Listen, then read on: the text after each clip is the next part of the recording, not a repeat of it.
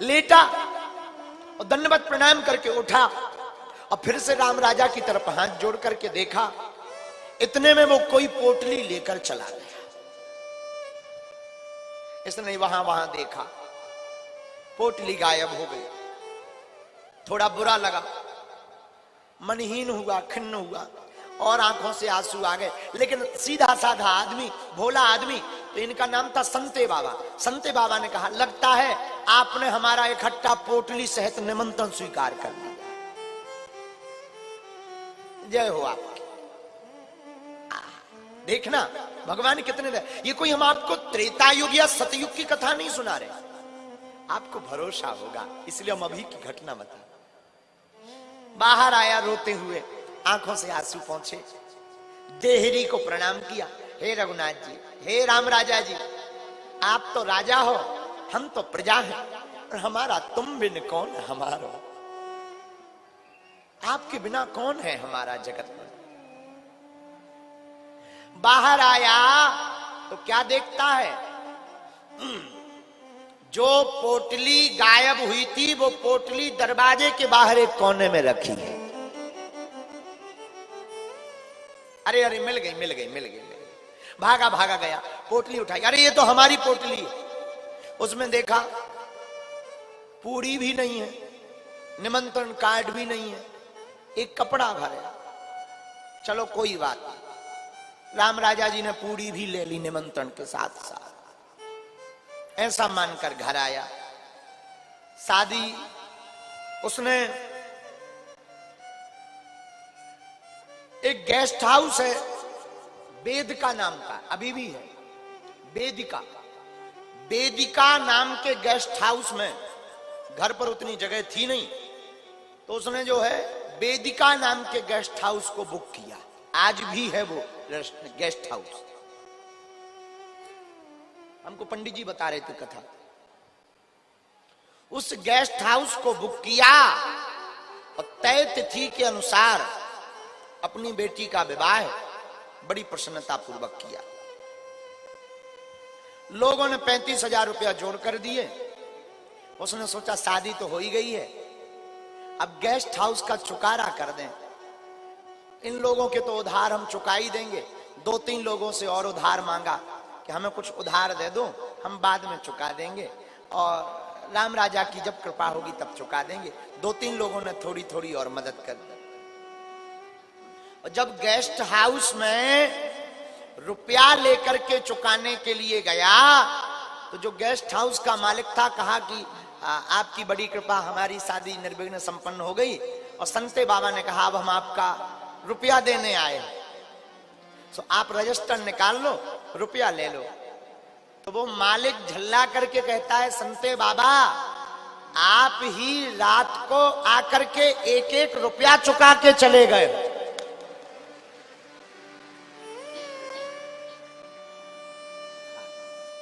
सब रुपया चुक गया है, एक नहीं बचा। ये देखो, ये हस्ताक्षर है तुम्हारे। उसने रजिस्टर देखा, हस्ताक्षर समझ में नहीं आए।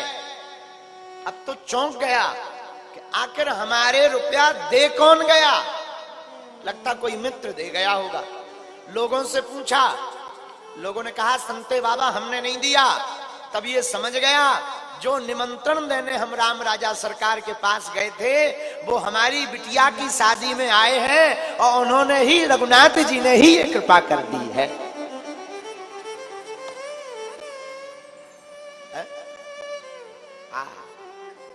धन्य है राम राजा। ये कलयुग में भी राम जी लीला करते हैं। क्या कहना, इनकी कृपा का क्या कहना। भगवान की कृपा इतनी अकारण है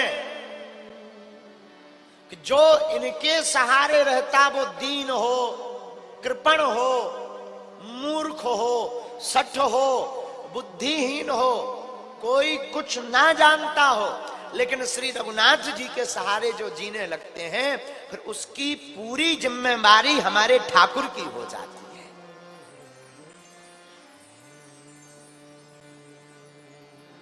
हमारे परमात्मा की हो जाती। तो हम आपसे प्रार्थना कर रहे थे, मेरे माई बाप तुम हमारी कथा सुनने आए हो, मत आना, कभी मत आना, लेकिन एक प्रार्थना करें, भगवान पर भरोसा जरूर रखें।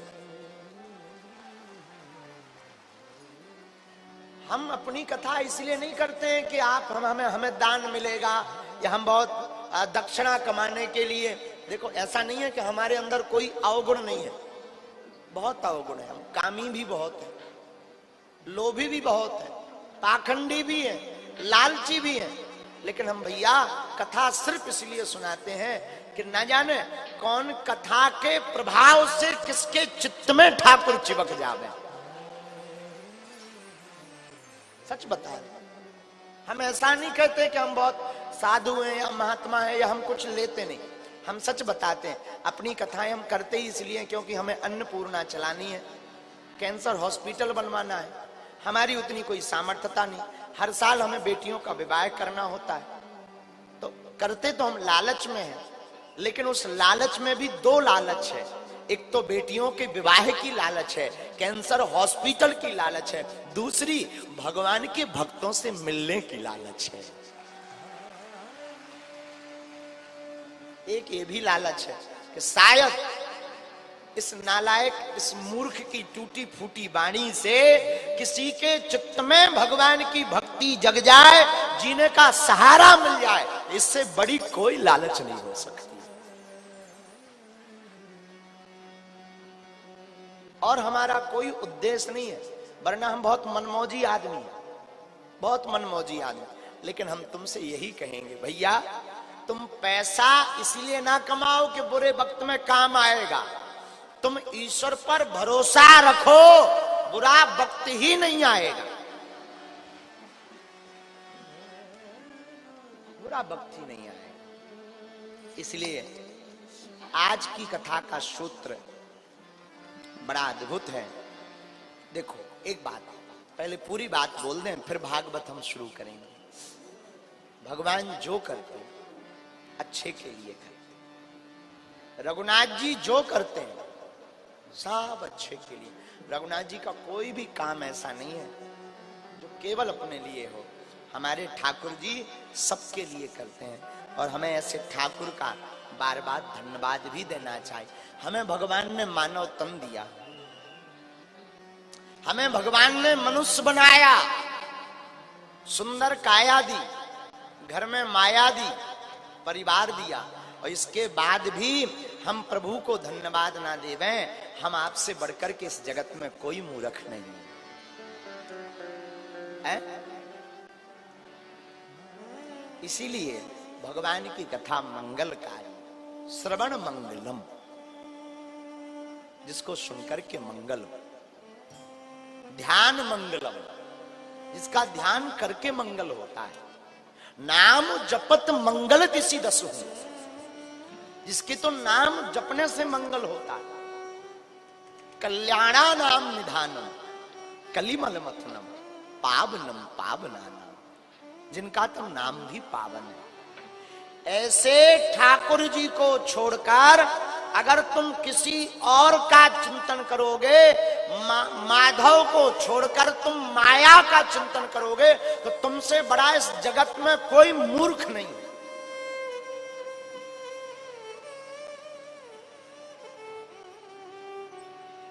माया को सब कोई भजे, पर माधव भजे ना कोई। जो कदापि माधव भजे, सो माया चेरी होए।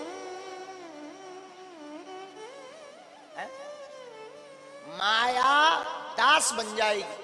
अब हम अपनी बताते हैं, छोड़ो सब, निजी सुनो। हमारे जीवन के कई दिन ऐसे गुजरे कि बिना भोजन के गुजरे, बहुत दिन, मतलब एक दो दिन हो तो बात बताए भी। निज जीवन के बहुत दिन ऐसे बीते बिना भोजन के, शाम को मिल गए, सुबह का ठिकाना नहीं, बिस्कुट खा करके पेट पाला है, लेकिन श्री बागेश्वर नाथ का हाथ नहीं छोड़ा, उनके चरणों को नहीं छोड़ा। तो आज ये है कि दोनों टाइम कम से कम भरपेट प्रसादी तो प्राप्त हो रही है। ये भगवान की कृपा है। आज मलूक बाबा का जन्मोत्सव है, आज मलूक बाबा का जन्मोत्सव है। अजगर करे न चाकिरी,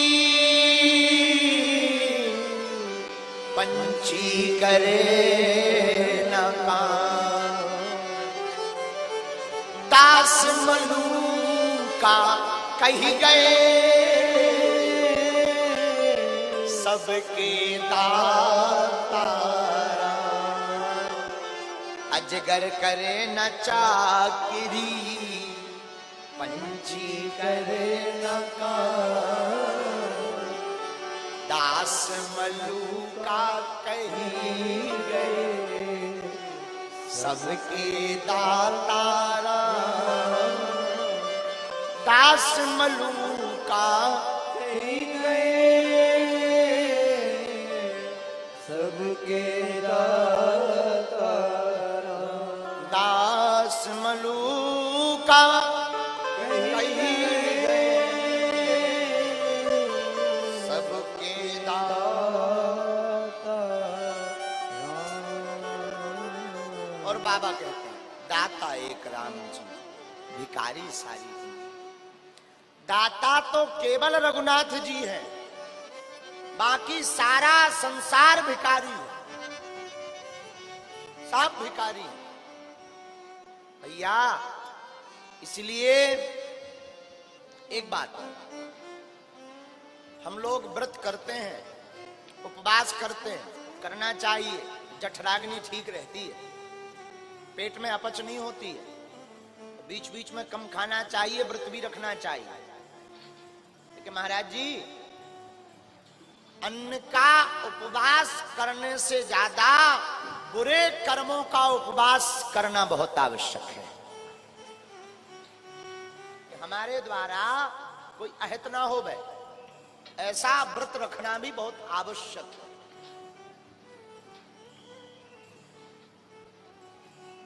एक संत कहते थे चिंता नहीं करना चाहिए। हमने कहा महाराज जी चिंता तो जाती नहीं, वो तो पड़ी रहती है पीछे। उन्होंने बड़ा अच्छा उत्तर दिया था, बोले चिंता को भी ठाकुर जी से जोड़ दो तो आपकी चिंता भी चिंतन बन जाएगी। आज मलूक बाबा को हम याद कर लें। मलूक दास जी पहले भक्त नहीं थे भगवान के, बिल्कुल भी नहीं। कोई भगवान भगवान को नहीं मानते, और दोहा उहा तो छोड़ो ही, कभी तो थे ही नहीं। एक महात्मा एक बार प्रवचन करने गांव में आए, मलूक दास जी पहुंच गए। ए बाबा, दिन भर सीताराम सीताराम सीताराम करते रहते हो, कुछ कमाओ धमाओ तभी भगवान खाने को देगा, बिना करे नहीं देखते हैं भगवान। बेफिजूली का तुम सीताराम सीताराम करवा रहे, सबको आक्रमण्यता की ओर ले जा रहे हो, अकर्मठता की ओर, ताकि कोई कुछ करे ही ना। तो मुस्कुरा करके महात्मा ने कहा, भैया दाता एक राम जी,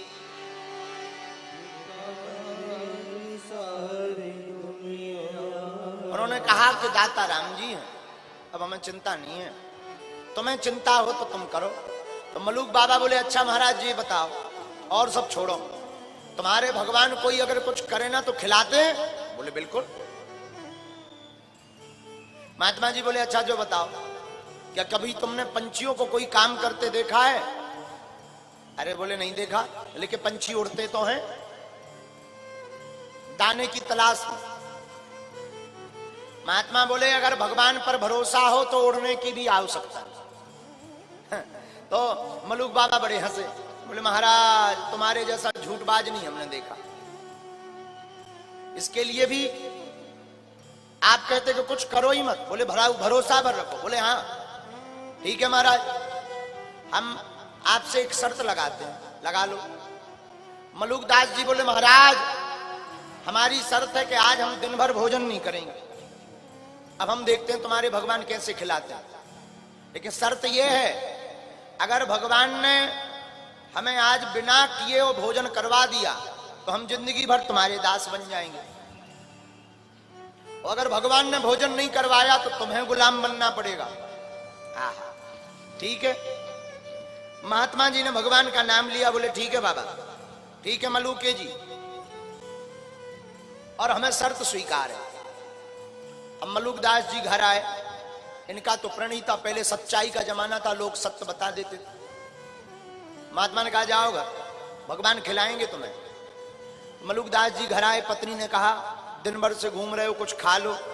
मलुकदास जी बोले हम खाएंगे नहीं, आज हमारी शर्त लगी है। पत्नी को लगा कि नाराज हैं, पत्नी फिर बोली महाराज पालो प्रसाद, रोटी पालो, आप पालोगे हमें मिल जाएगा। मलुकदास जी बोले हमने कहा ना हम नहीं पाएंगे, शर्त लगी हमारी। मलुकदास जी ने घर पर सोचा अगर हम घर पर रहेंगे तो पत्नी जबरदस्ती कसम रखवा करके खिला ही देगी, इस चक्कर में खाना भी पड़ेगा। सोई मलुकदास जी ने सोचा गांव के बाहर जाकर बैठते हैं, अब देखते हैं भगवान खिलाते कि नहीं, शाम तक की तो बात है। शाम को शर्त जीत जाएंगे, बाबा जी की पूरी बाबागिरी निकाल देंगे। कैसे बाबा है, इनके चक्कर में 4-6 बाबाओं की और बाबागिरी निकाल देंगे। गांव के बाहर एक पुराना बरगद का पेड़ था, मलुकदास जी पुराने बरगद के पेड़ के नीचे बैठ गए, कोई भजन भजन नहीं। अब देखते हैं भगवान कैसे खिलाते हैं, जब हम खाएंगे नहीं तो क्या खाक खिलाएंगे भगवान। शर्त जीतनी है, कई लोग ऐसे होते भी हैं। तो उनकी पत्नी ने सोचा ये नाराज है, किसी बात पे समय पे नहीं बना होगा। पत्नी ने एक पोटली बनाई, 4 रोटी रखी, उसमें अचार रखा, मिर्चा रखा, थोड़ी सूखी सब्जी रखी, पोटली को बांधा और पीछे पीछे पत्नी चली गई। महाराज प्रसाद पालो, हे प्राणनाथ। मलुकदास जी बोले हमने कितनी बार कहा कि नहीं पाना है, पीछे पड़ गई हो, हम शर्त हार जाएंगे। पत्नी को लगा कि ज्यादा ही नाराज है, भाड़ में जाने दो, कौन कहे, ज्यादा कहेंगे तो पीटेंगे। और पत्नी ने क्या किया कि वो प्रसाद लिया और बरगद की पेड़ की टहनी पर टांग दिया, एक खूंटी सी निकली थी, पाना हो पाओ, ना पाना हो ना पाओ, हम जे चले, जय सिया राम। और जो माताओं की प्रायः झुंझलाने की आदत होती है, झुंझला करके उनकी पत्नी चली गई। मलुकदास जी बोले हमें पाना ही नहीं है।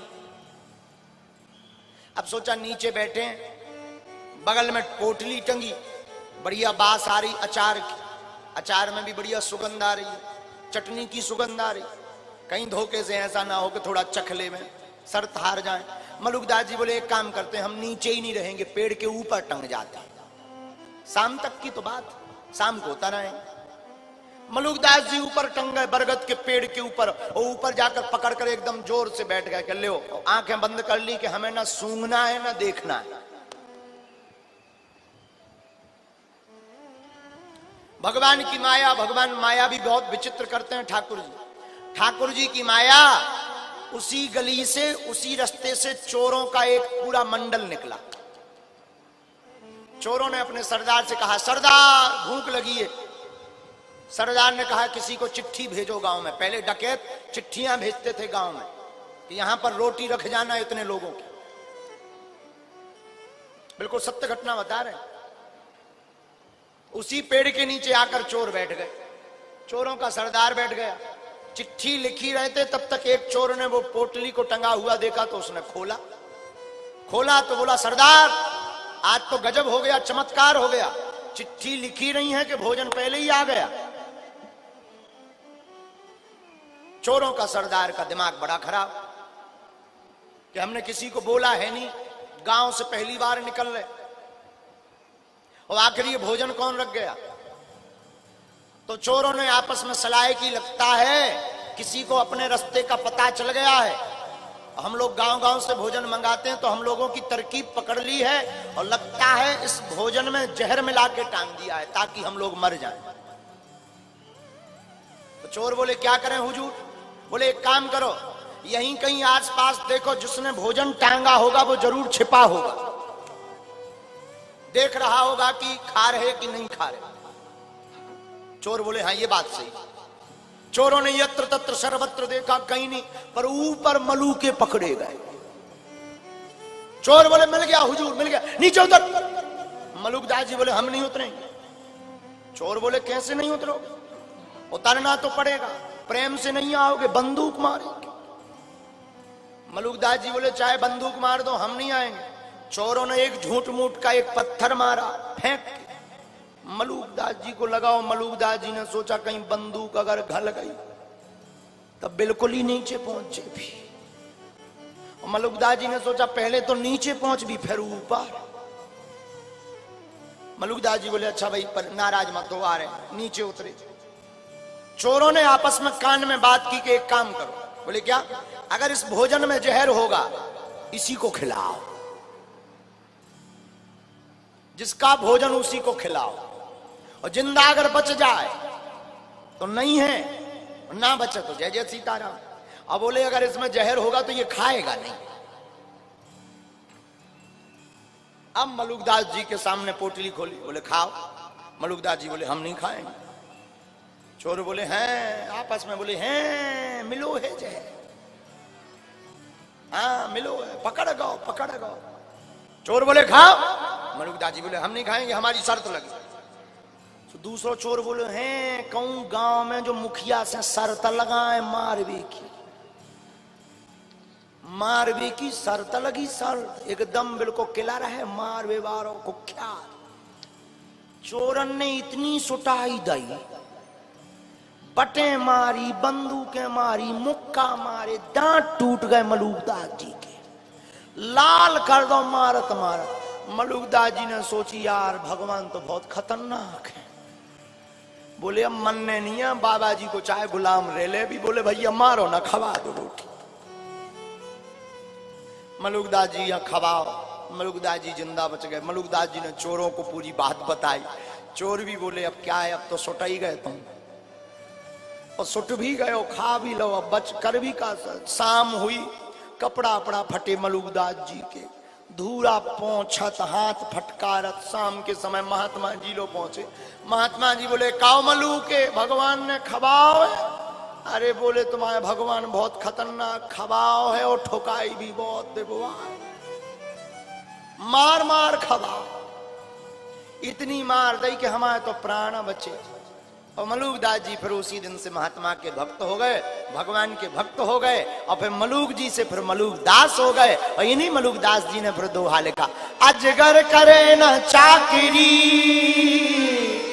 इसी बात पे लिखा, पंछी करे न काम, दास मलुका कही गई, सबके दाता दास मलुका कहे, सबके दाता, हाँ सबके दाता। आओ ऐसे राम जी का भजन हम लोगों को जवानी में करना चाहिए। एक गीत गुनगुनाकर हम आगे की वार्ता को आगे बढ़ाएंगे। पूज्य श्री मलुकदास जी महाराज की जय। आज पूज्य मलुकदास जी महाराज जी का जन्मोत्सव है, प्रकटोत्सव।